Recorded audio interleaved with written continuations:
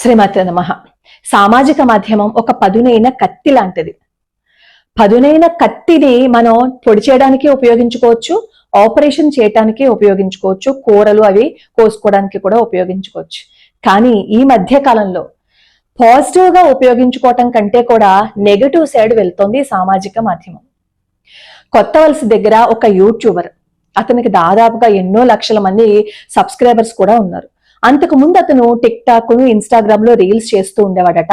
అతనితో పాటు పాపం రీల్స్ చేస్తున్న అమ్మాయిలు కూడా బాధపడుతూ ఆ తర్వాత వాళ్ళ యొక్క అనుభవాలని వీడియోస్ లో పోస్ట్ చేశారు కూడా.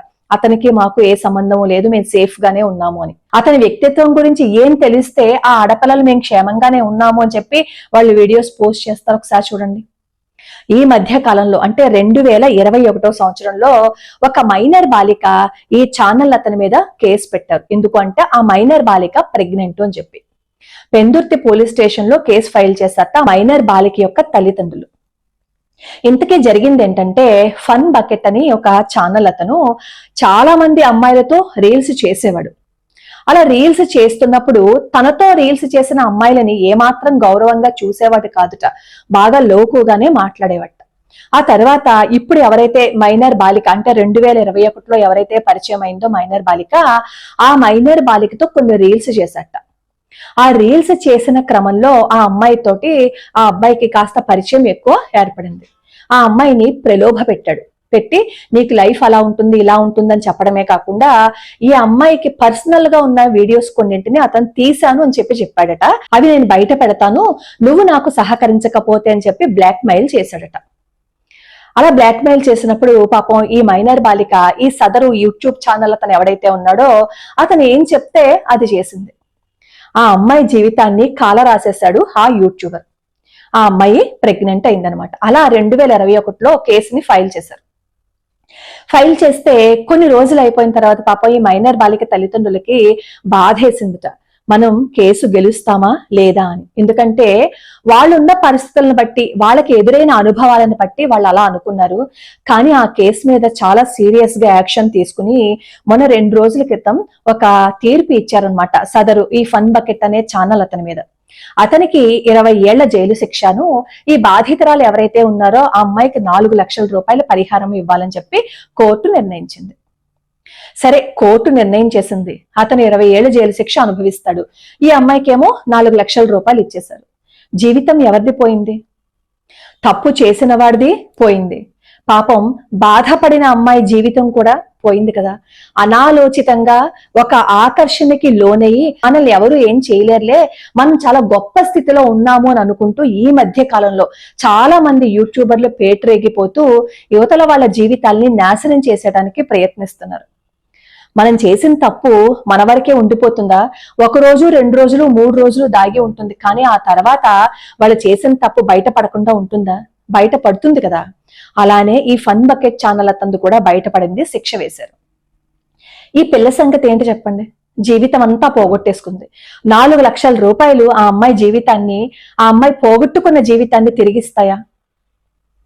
ఆడపిల్లలు ఇలాంటి ఆకర్షణకి లోన్ అవ్వకండి. ఈ మధ్య కాలంలో ఇన్స్టాగ్రామ్ లో రీల్స్ పెడుతున్నారు, యూట్యూబ్ లోనూ కూడా రీల్స్ పెడుతున్నారు. తల్లిదండ్రులు కాస్త మందలించండి. ఏదో పేరు కోసమో గొప్ప కోసమో వీళ్ళు రీల్స్ పెడుతుంటే ఎవరితోనో పరిచయం ఏర్పడింది అని అనుకోండి, ఒకసారంటూ మనకి తెలియని వ్యక్తితో పరిచయం అయింది అంటే ఆ పరిచయం ఎంత వరకు తీసుకెళ్తుందంటే జీవితాన్ని నాశనం చేసేంత వరకు తీసుకెళ్తుంది. ఈ రోజు పేరు కోసమో డబ్బు కోసమో రీల్స్ పెడుతున్న కొంతమంది ఆడపిల్లల జీవితాలు ఎంత దారుణంగా తయారైపోతున్నాయి అనేది మనం ఈ సామాజిక మాధ్యమంలోనే చూస్తున్నాం కదా.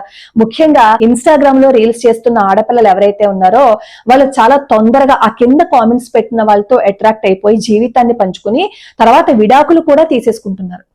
అలా ఎవరైతే ఇన్స్టాగ్రామ్ లో వాళ్ళు బాగా ఫేమ్ అవుతూ ఉంటారో వాళ్ళని ఈ యూట్యూబ్ ఛానల్స్ వాళ్ళేమో ఇంటర్వ్యూస్ చేసి వాళ్ళని సెలబ్రిటీస్ గా చూపించేయడంతో వాళ్ళు ఏదో గొప్ప పని చేసినట్టు వాళ్ళు ఫీల్ అయిపోతున్నారు ఈ ఇన్స్టాగ్రామ్స్ లో పెళ్లి చేసుకున్న వాళ్ళు.